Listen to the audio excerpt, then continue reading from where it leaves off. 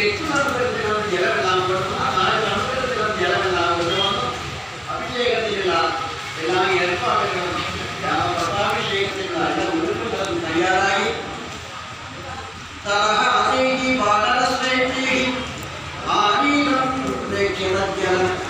അഭിഷേകായ പുരോഹിതായ മുഖ്യ പുരോഹിതൻ വസിഷ്ഠനാണ് ഇവിടെ മുഖ്യ പുരോഹിതൻ. സൂര്യവംശത്തിലെ എല്ലാവർക്കും പുരോഹിതൻ, ദശരഥനും പുരോഹിതനാണ്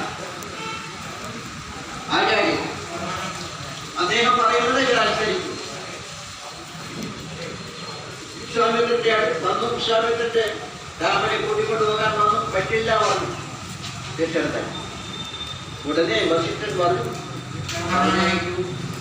വിശ്വാമിത്രന്റെ കൂടെ പറഞ്ഞേറ്റാൽ ഒരുപാട് ഗുണങ്ങളുണ്ട്. യഥാകാര്യം വിശ്വാമിത്രന് ഞാൻ പഠിപ്പിച്ച വിഷയത്തേക്ക് അധികം അസ്ത്രവിദ്യകൾ അറിയാം. നാളെ ഇവൻ യുദ്ധം ചെയ്യാൻ പോകുന്നത് രാവണനോട് എല്ലാം ജ്ഞാനവിദ്യയോട് അറിയുന്നവരാണ് വസിഷ്ഠൻ.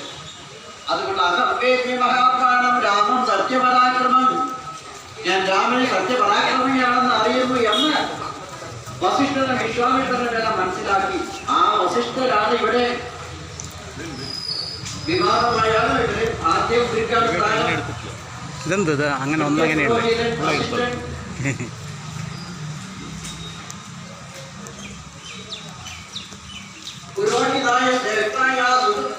കുറേ ദിവസമായിട്ടില്ല. ഞങ്ങൾ 14 ദിവസം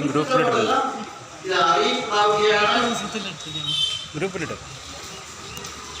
വസിഷ്ഠ ഭഗവാനുണ്ട്, വാമദേവ ഋഷിയുണ്ട്, രാമാരി, കാശ്യപൻ, കാർത്യായനൻ, സൂര്യ